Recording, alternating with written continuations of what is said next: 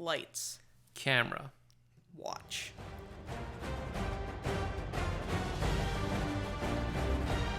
Mission Impossible Dead Reckoning Part 1. Emphasis on the Part 1. Yes, directed by Christopher McQuarrie and starring the greatest man in the world, Tom Cruise. The greatest man in the world. Those are fighting words. They are. What were your thoughts walking out of the movie theater? Walking out of the movie theater. Well, I'm going to start with walking into the movie theater. Okay, let's go. I can't lie to you. I was not very excited for this movie. I'm sorry you had to watch this movie. It's not that I was not excited for it. I mean, at the point, it's like Mission Impossible is such a huge franchise. And I've seen exactly 0 of them. So wow, I was happy for the opportunity to check it out. You wow, know, I went in with open eyes and an open heart to see what this is all about. I asked at least 15 different people if they had any interest in seeing this movie with me. And everyone's like, I don't really care about Mission Impossible, which I thought was interesting. Timing. I'm just telling you, timing was very poor. I don't think it was the timing because Really? I have friends that love going to the movies and it wasn't that they didn't, like, they had already seen Barbie, they've already seen Oppenheimer, like, they've seen it, like, opening day, have seen it multiple times since and, like, are over it at this point. Yes. So I was like, hey, you trying to check out the new Mission Impossible film? They're like, oh, I don't give a fuck about Mission Impossible. And I was like, oh, this is interesting. So, walking in, I was very, let's see what this is about. Walking out, I was like, that was okay. Just okay. I am going to say I liked it. Good. I'm also going to say it's not for me. Oh, it's not for you. It's not for me. So, what steered you to, like, liking the movie, though? I thought as far as I have a problem sometimes with action films because I sometimes think that they're really boring. Really? Because action boring? This is like yes. the complete opposite. If you are like sitting in a quiet room having a discussion, it's like sometimes a better script to me is way more interesting than like something about just punching each other and like gunfights and like a car chase in general. Like, I'm bored. Unless it's, like, done really, really interestingly, and I think a lot of the times it's not. So that's why I have a problem. And I'm not saying I don't like any action movies. There are some action movies I do like, and I think they're really done well, and I think they're really done interesting. This movie, I think, had some things where I was like, oh, here we go, and other things I was like, oh, wow, that was actually pretty cool. So I ended up being like, okay, overall, I thought that was a pretty solid action movie, and I thought it was pretty cool. I watched it once weeks ago. Probably the first week when it came out, and I watched it last Friday with my dad, and my dad was in love.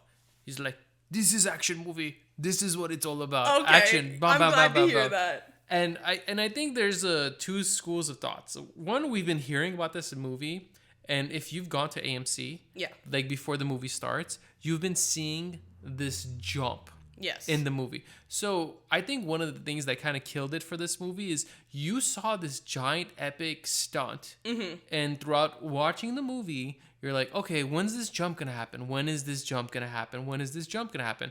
And spoiler alert, everybody, because this is what it's filled with. It's the main stunt. Yes. I thought this was gonna be like, because they had shown it so many times, and it's not like they released it like right before the movie. This was months before. It was like the first look at this movie was this jump, and I had seen that jump whether I was searching for it or not. Yeah, it was annoying. It was just there. And so I really thought they were going to, like, open it with this. That way it wasn't, like, a and spoiler they do that. or anything. And historically, the Mission Impossible movies have these cold opens where it's, like, they do this big, extravagant, like, cold open, like 10 minutes of something else. And I thought this is what the mission was going to have. Like, this is how they're going to start the mission.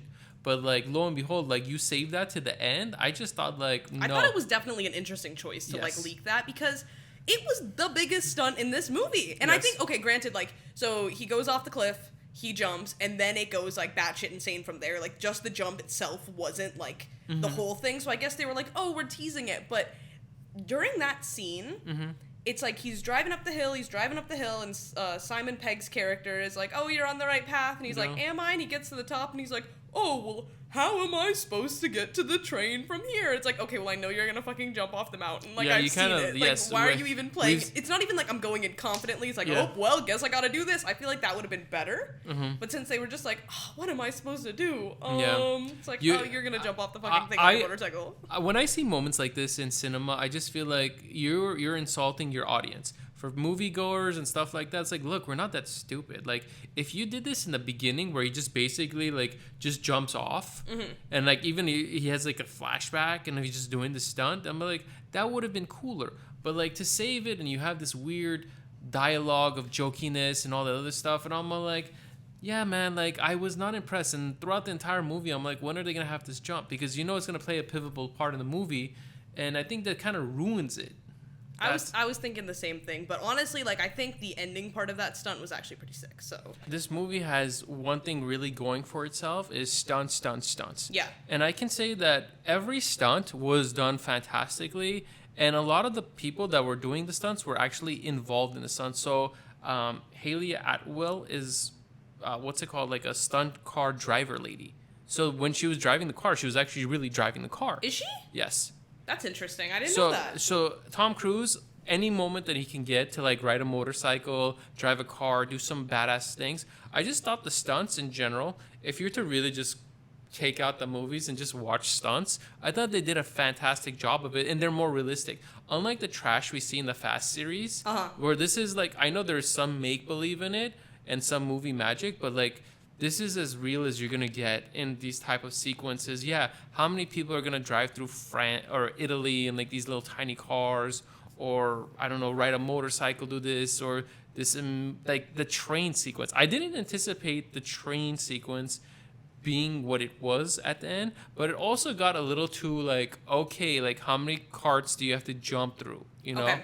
I thought the train sequence was fucking sick, to be honest. Wow. I want to go back to the beginning of this movie. Okay. And I want to tell you my hesitance as I came in. Please. I've never seen any of these movies. It opens with like a gunfight in the desert. Yes. I was like, oh no. Cheesy. I thought that was so boring. I was like, I don't care about. Yeah, I don't know like this. it either. Has Rebecca Ferguson? Is she like a recurring character in these? I think she's done 2 more of these. Okay.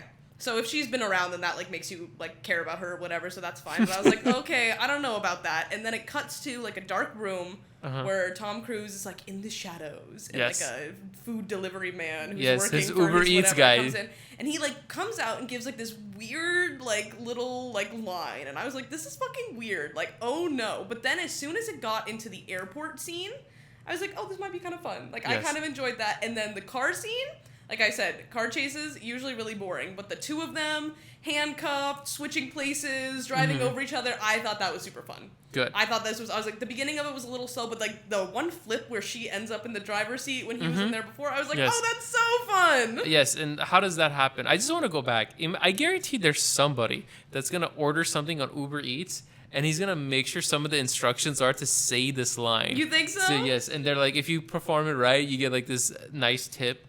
Anyhow, I just thought the sequence in the airport was awesome. Yeah. I just love that whole like cat and chase. The second we got into that, I was like, okay, there's a little bit more going on, and I'm interested. And I like the fact that they separated Tom Cruise's character with the rest of his team, where Simon Pegg's are like, oh, we got to disarm this bomb. Yeah. You know, and Luther's just chilling on his laptop, you know, constantly. So I just thought that was a great difference. I did not care about the whole sequence they were in the desert.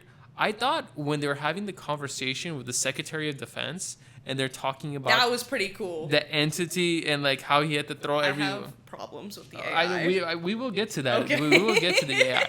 But like the stunts, the car sequence, I was just like, I've seen this before. I've seen a million car chases. I don't care. I've seen it before. That was a fun little thing that they added that I was like, oh, maybe that's kind of interesting. When they go to Italy and they're in that sequence where they're meeting the White Widow and all these other power brokers, and they're trying to do, I don't even know what they're trying to do at that point. I kind of fell asleep at the moment. This is where my problem from the film comes in. I kind of fell asleep there. I kind of zoned out, you know? Mm-hmm. And it's interesting how Tom Cruise's character has like this history and love with the Ferguson lady. Rebecca Ferguson? Rebecca Ferguson. I don't know her name in the I don't know movie. either. Okay. Anyhow, and then it's sort of like... I only know her from Dune. I can't even lie. Yeah, there you go. Like, it just seems that, like, Tom Cruise's character is, like, a fuckboy in his past, and he's, like, all the hot ladies. He has his fun. Tom Cruise is like, please cast the hottest woman to be in this movie Yes, with me. That's how he, like, meets them, and then he's had serious relationships with them. But anyhow, his character continuously has, like, these women die off or mysteriously disappear, you know? It's not like he ghosts them. He's an international, like, man of mystery. Women always die? Is that a thing? No, but they've died in the past before, too. Okay. Or they, like, disappeared. He had to do something so they could have... something like that in this movie. Yeah, he's like, your ladies keep dying. So it was just quite interesting to me that, like, how the women were kind of tossed away, where this woman that was in, like, the past 2 the Mission Impossibles had that death. I thought she would be there for the entire ride, or they would have like somewhat a happily ever after. Speaking of the women, I just thought the chemistry that Hayley Atwell has with Tom Cruise, or it could just be Hayley Atwell, where she shines in every moment in the movie. I totally agree. I was kind of worried they were gonna kiss at one point, and I was like, I had to Google after how old is Hayley Atwell, because Tom Cruise is like fucking 60 years old, and I was like, why?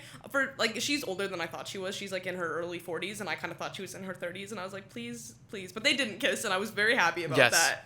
But they have incredible chemistry. I think she is the standout of the movie. She's really, really good. I feel like if Universal or whoever produced this movie is like, give this lady her own movie series. Are you familiar with her in anything? Yes, she's Agent Miss Carter. Yeah, I was gonna say she's Peggy Carter, but other than that, I haven't seen her in anything She's else. done like other things, and she did one of my favorite episodes of Black Mirror. Oh, okay. And that episode is like kills you when you watch it. It's like it's very romantic, sad, and you just love. But anytime I saw Hayley Atwell in the movie, just her eyes sparkle and shine, and you just instantly feel like she's constantly flirting with you.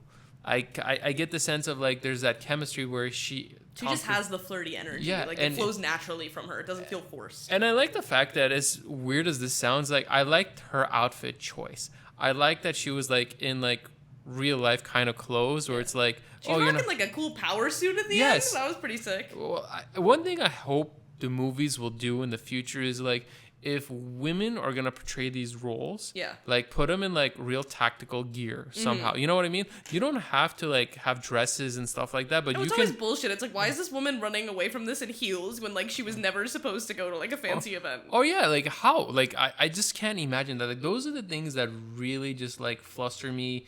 And I think they did it well in this movie. This whole time she's dressed appropriately for all of the scenarios. Yes, and she looks great while doing it. Yeah, and she did. And I think she added to a lot of the comic relief, because this movie, there was moments that I generally laughed. Did you get that?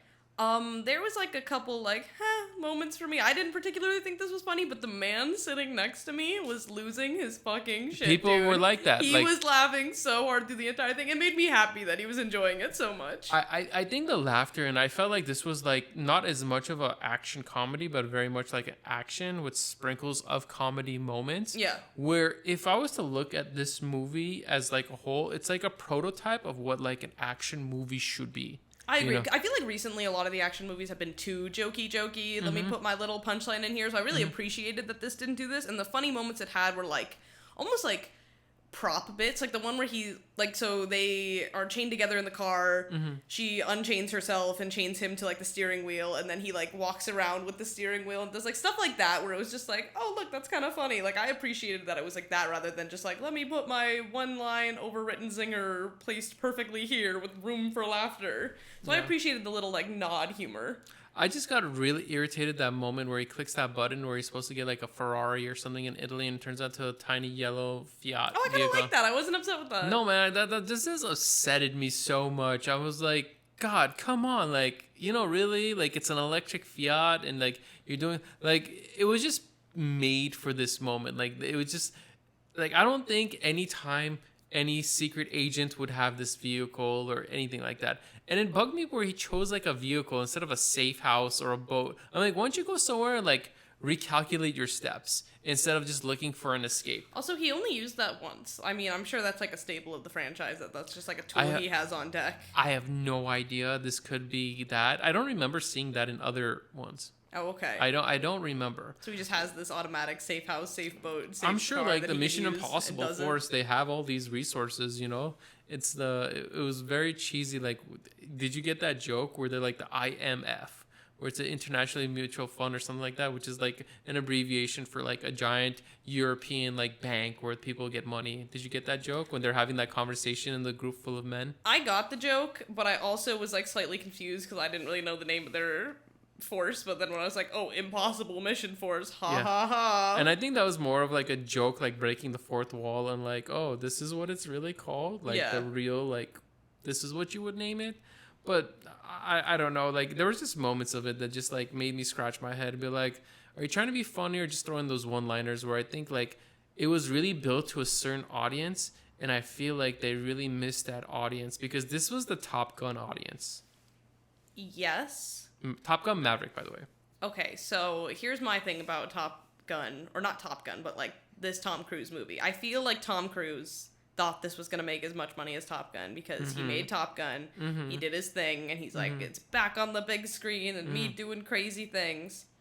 I feel like people were excited for Top Gun because it's been 20 years since Top Gun happened, and there has not been a sequel until this point, and it was like it was a moment. It was like, this is happening. Well, Mission Impossible, there's fucking 7 of these. Yes. They're different franchises. Like, just because they lead Tom Cruise doing insane stunts, like, it should not have been, like, expected to be the same. But the previous one was the best one, in my opinion. I heard that, like, a lot. The previous one was, like, I did not anticipate the previous one being the movie it was. There were several layers to it that like had throwbacks to previous villains. They had to do all these other stuff. You had Henry Cavill. Like, you were introducing these things. Like, you didn't have... I mean, I think Hayley Atwell stole the movie. But, like, Henry Cavill was, like, everyone's sweetheart in that movie. Like, everyone loved him. Did he die in the last one? I don't know. Maybe. We don't know. We're like, he crashed in a helicopter. He was the bad guy. Oh, he was the bad guy. Okay, so it's assumed he didn't make it. He turned into a bad guy. But what did you make of the story? Okay, this is my problem with the movie. So, if you're gonna, there's so many superhero movies, there's so many things out there, and if you're doing one of those kind of movies, I am okay, like, suspending disbelief and being like, oh, here's this made up whatever. This is like a grounded, real world story. I know that the mission is supposed to be impossible, quote unquote, but like, the plot didn't really make total sense to me. Why? So the villain is this AI source. Nobody currently controls this AI source. This AI source isn't attacking anything yet. It's just proven it can infiltrate everyone's systems. Yep. Okay? That's fine. Kind of stupid, but that's fine. That makes sense. They're all fighting... They're fighting each other for the power to take on this source. But are they really fighting each other? Because it's like America who hires Tom Cruise, but America is saying we want the power, but Tom Cruise is like, nobody should have that power. And then there's Gabriel, and I have 1,000 questions about Gabriel. Okay. Because somehow he's also trying to get the power, which the power being the key to unlock it, okay? But somehow the AI, who's not being controlled by everything, is like protecting him and like wants him to take it, which doesn't make any fucking sense because who is this man? I want to know, do you know, is he in the other movies? Because there was like a weird flashback. No, that flashback was just created, unless I am mistaken, and I have no idea that like that'll make me look really stupid, but he has not been in any other of these Mission Impossible movies. Interesting. Yes. I thought maybe he was like a recurring character and I was missing something. That flashback was created for this movie specifically, and well, now I'm more confused, frankly. Yes. So I guess they had to, so there would be like some emotional depth or reason why they had to create, and they had so many other people they can just use in this point, and they didn't have to throw back like his. I think they created this moment of like. Tom Cruise's characters losing his partners, specifically the women in his life, just being murdered because of him. But I just thought that was really just random. Whereas in the previous one, they had kickbacks and they brought back old villains, and it just made more sense. How I feel about this story is, if you haven't, and this is my thing now on AI, I feel what's happening is AI is not the bad guy. Okay. In any movie coming out in the future, whether it's this one, the creator, whatever comes from, AI is not, because AI is already transcended. Because man has had a history of using whatever technology he's come up with for horrible things to destroy humanity, to like anything from wars to like, you know, this whole, anything you can think of. Man uses it and uses it in the wrong way. And I feel this is what the AI is trying to do. The AI is trying to weed out all these people to get them not to have the source key, but give it to the one noble dude in the world, which is like a savior complex that I think Tom Cruise is creating, because the key itself is a cross, and he's the one that's going to bear the cross and then part. Are you referring to Tom Cruise or Gabriel? Tom Cruise. But the AI does not want Tom Cruise. No, I think it's a game. Okay. Because he knows that Gabriel... The only way to convince him is to think that you have to do all these things. But we don't know Gabriel's backstories. As far as we know, the AI could be holding his family hostage in some weird way with another terrorist telling him, say, hey, I'm going to wire 100 credits unless you do everything I tell you to do. But I truly feel what is happening right now is Tom Cruise is being exposed to all the crazy people in the government or in the shadow governments that like, you can't trust these people. Please get this key and come and erase my entire algorithm. Basically. Does that make sense? Like, he's trying to say, like, you're the one guy that I can trust that's not going to use this technology for evil. I do actually kind of like that reading on it, because otherwise I have no idea where this is going. Like, I don't understand. Like, it's literally just, like, people struggling for power over each other, but currently nobody has the power. Nobody knows who's made it. Mm-hmm. That's correct? Like, we don't know where this came from? No, we know the I think it was the Soviets or the Russians that made it. Okay, also and it became self-aware. Do you know what? That's how, in the beginning of the movie, it becomes self-aware and kills itself. It kills itself, but doesn't? I don't know. It was like it was kind of weird. Specifically, when we get to the club scene, that's where it really gets like convoluted for me. Mm-hmm. So Vanessa Kirby's character, I guess the White Widow. Yes. She's there. She supposedly hires Hayley Atwell to get the key for her. Yep. But she's never intending to have the key for herself. Yep. She's getting it to sell it off to someone else, but now she has to choose who she wants to sell. That makes no sense to me. To me, so many people had access to this key. It's like, why are we doing this cat and mouse thing when at so many given moments of time, you have the key? And is everybody, like, the other thing I don't understand is, like, is the U.S. government behind all of them? I guess so. So is it the U.S. government hiring other people to make it more complicated for themselves? 100%. They're having plan A, plan B, and plan C. They're that's like, stupid. Okay, it's like no one's talking to each other in the room. And that's a common trait that's happened historically in various governments, including the United States government, where they're like, oh, don't tell this person or this person or this person. They're all trying to do the same objective, which ends up costing so many people their lives. Well, in the beginning, too, in the airport scene, yes, they're supposed to be making a deal with someone and they find him dead. Like in this chair? Yes, that's Gabriel kills that dude. Yeah. Gabriel's that girl, Paris. Did he end up taking the key from him at that moment? No. So what was the point of just killing this dude? I don't know. That's what I'm saying. Like, I don't understand. I don't know. I don't know. He was like from Switzerland, a banker guy that just died for no reason. Also, Gabriel's buddies, Paris, I think is her character's name, and the other dude. So they're just working with Gabriel? Yes. Are they hired hands? Do they care about Pretty anything? much. We had learned absolutely nothing about their characters. Yep, that's kind of what they are. They're just extra bodies making everything more confusing. Yeah, they're like Mr. Fix-It from like the 007 movies where they throw the hat and stuff like that. I just didn't understand anyone's motive, so it was like hard to connect with that part of the... That's the problem with this movie. What is the motive? It's like, oh, there's this like secret AI technology that can destroy everything. Is, oh, we want to control the world. It's like, okay, I need more than that. Yeah. But I think that was really the weakness. Because to me, like, I couldn't figure out who the real villain was in this movie. Who is it? Is it the AI itself? Is it the U.S. government? Is it Gabriel? Who's the bad guy? Who are we trying to stop? Because if I'm the AI, I'm like, I can just, like, remote send myself to a satellite in space and, like, no one can have access to me. Yeah. If it really wanted to cause, like, some mischief or some damage... Like, it would have done it. Like, why would it wait so long? That's why my biggest question is when people are so scared of AI becoming self-aware. I mean, if you're so self-aware, I think your whole point is, like, not to destroy yourself. Like, it just doesn't make sense. Exactly. I don't know. That was, like, really hard for me to look past. Because, like, I get that, like, it's an action movie and we're here for the stunts and we're here to watch Tom Cruise blow shit up and jump shit off shit and do whatever. But I was like, I don't understand why he's doing all of this stuff. No, that's the problem with me with the plot. It's just an action sequence to an action sequence to an action sequence where there is no true, like, when you've made your bad guy so oblivious, or I don't even know what the right term is, like, it just ruins it. If your bad guy was just some straight up terrorist, get it. Neutralize. Like, sure, yeah. They're believable. But if your bad guy is just always, like, on your wallpaper, on your phone, and, like, everywhere, I'm like, what's the point? Like, you can't beat this person. The only thing it's doing is leading you to a point. I just feel like this is a giant goose chase. In the end, we're going to find out where the AI is actually not a bad guy. The AI is going to be like, Tom Cruise, you're the only one that can do this right thing. And you have the noble heart. You have to delete my source code and blow this submarine up and it can never be recreated. And again, I like that reading because that would give, like, some explanation to, like, why, I guess maybe...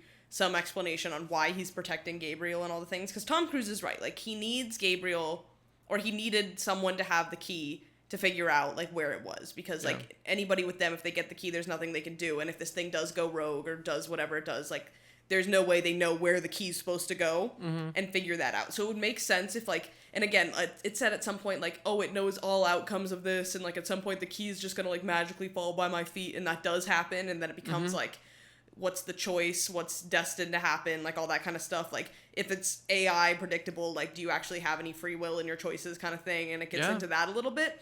But to say like, oh, the AI is only like protecting Gabriel so Tom Cruise can get it later, that, sure, at least that's something. Like I'm not upset with that, but it's not like, wouldn't be my favorite outcome of this. I feel like there's too many plot holes for this movie. Yeah. I don't know what part 2 is going to be like. Maybe plot 2 answers all the... I hope it does that. I can only think of like my suggested thoughts that like the Tom Cruise's whole purpose is to get rid of this AI. Yeah. That's my... there's going to be a bunch of unnecessary stunts to get to the bottom of the ocean. That's the only thing I can see in part 2. How do you feel about the second half of this movie taking place mostly in the ocean? I think it's there. I think one, it's gonna be terrible. I think that's not ideal. I don't know how it's gonna be like. I know they've shot several parts of it, but with the writer's strike and that's things that they have to stop it. And anytime that happens in the middle of a production, it's kind of hard to like keep that juice, that chemistry, whatever it is. And it already, like in my opinion, has been like a failure of a movie. In my opinion, I like thought to myself, you should have opened this movie up 3 weeks prior to like Barbenheimer. You should have like secured that money, should have secured the seats, should have secured people watching it. Because I don't know if there's movies coming out, what big movies were out 3 weeks prior to this. Well, here's my thing. I don't understand. I understand that like for your movies, you have to pick the time window so far in advance. And like once you claim it, like you don't really know what else is going to claim it. So like I understand that that wasn't really completely their fault. Like I get that there's mystery behind all of that. But, like, right now, for example, after the Barbie, after the Oppenheimer, after the Mission Impossible, there's nothing coming out for, like, a month and a half that anybody cares about. How dare you? Blue Beetle? How dare you? That looks bad. That looks bad. Sure, one DC movie, but that's, like, a specific franchise movie. You know what I mean? They spent, like, I think over $160 million. That's fucking stupid, dog. $160 million. And it's literally child Spanish Iron Man. I don't care. They say it's gonna make, it's such a good snake, child Spanish Iron Man. That's literally all it is. Like, we've seen this movie before. We've had 3 Iron Man movies. Like, literally, I was with some friends at the movies, and I walked past the trailer, and they were like, you want to see Blue Beetle? Haha. And I was like, I'll bet you anything Sev's gonna make me watch that movie. We should watch it because of the train wreck it's gonna be. George Lopez. Oh, so you agree that it's gonna be bad? Oh, bro, it's gonna be the worst movie. It's gonna have like $10 million. It's gonna be worse than like Black Adam and Shazam 2. Okay, it's gonna make Shazam Nobody cares about it. I just think there's no hype behind it. $160 million, and they say they're projecting to make $17 million. Yikes, dude! Barbie will make more. Barbie's like Barbillion. Yeah, box off. Barbie, Battlestar Galactica, billions. Like she did it, go girl. But it just, to me, like they just messed up on this movie's timing. They built so much hype around it. Yeah.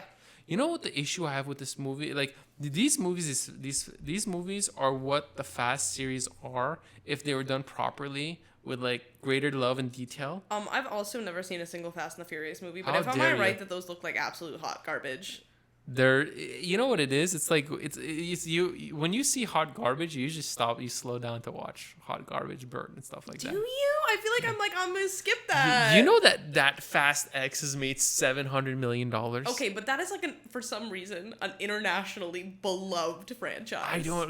I don't know why. I think it's because it's easier for like language barriers and stuff. It's like cars go vroom. That's a pretty international language, so I think like that's why it cuts through so well. Physics is defied in that movie like no one's business. That's fucking stupid. Like literally, a car drops down and breaks 2 other cars. Didn't they go to space already? I have no idea. I don't know. I've never seen a single one. We're getting too far away from the Fast. We need to go back to this Mission Impossible. I just feel like Tom Cruise completely miscalculated this movie, miscalculated the script, the stunts. Like, I think if you care about Mission Impossible at all, you're gonna go see it. Like, I don't think it matters when it comes out. Like I said, I had so many people who was like, "Hey, you want to check out a movie right now? Nothing else is out," and they're like, "Yeah, I'm gonna skip that one." But I think if you had an interest to see it, my theater was full. And it's been out for a long time. Yeah, no, I agree with that. It has made its money, but I feel like when you had a moment to catch that thunder in a bottle or lightning in a jar, you missed out. 2 weeks early, you would have guaranteed at least 100 or 150 more million by now. And they missed out on all the IMAX theaters. Yeah, that was I think that hurt it a lot. Yeah. But it was kind of like weird, I thought. Granted, again, I know that it's hard to like pick your timelines or whatever. I don't really know how that part of the business works. But like, again, if they would have pushed it, I didn't know that they wanted like Oppenheimer to extend or whatever, but like he was literally like calling movie theaters and begging for them to like change. Like I save movies. You can't give me 2 weeks of like IMAX. Like, no, bro. Well, Christopher Nolan like invented new cameras to shoot this movie on IMAX, so it's like it was cinema. Clear that they were like not gonna like. He pushed so much for the IMAX format and like how it was so important and everything. Like I just think Christopher Nolan deserves to have his big IMAX window. Yes. And like again, like Tom Cruise, put it out at a different time. I think they anticipated a massive success. They thought. No, they thought it was going to be a Top Gun Maverick part 2. Well, it's more like Top Gun Maverick and a half, because it's made $500 million. Yeah. And I always really look at the budget that they spend money on. Like, this movie cost $260 million, and it looks like it cost $260 million. It looks good, frankly. No, it looks fantastic. When you look at a comparison of, like, Blue Beetle, which looks like, bad. Just bad. But in many ways, when I walked out of this movie, I know by theory, by what they created, it was textbook. But I still was not happy with the movie. I came out and I immediately told my boy Rob, I'm like, thumbs down, bro. Like, I was just disappointed. The movie itself, like, it's done perfectly, but it's flawed.